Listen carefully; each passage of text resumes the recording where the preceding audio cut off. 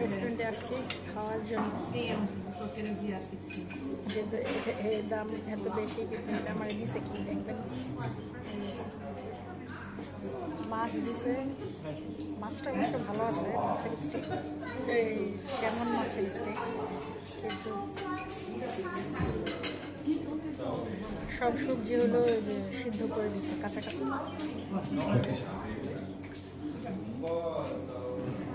এই হলো অবস্থা।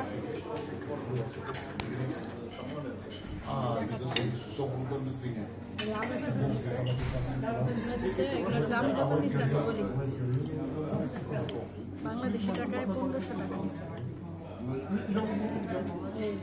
এই জিনিসের দাম দিচ্ছে 1500 টাকা।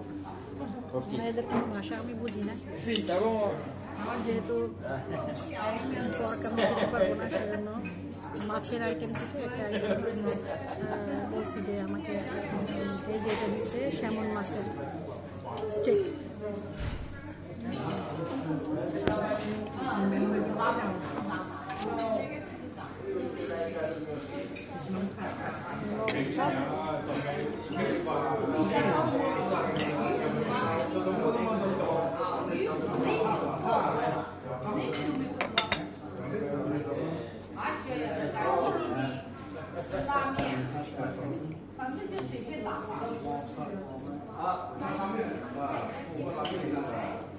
কারোর ভাষায় বুঝি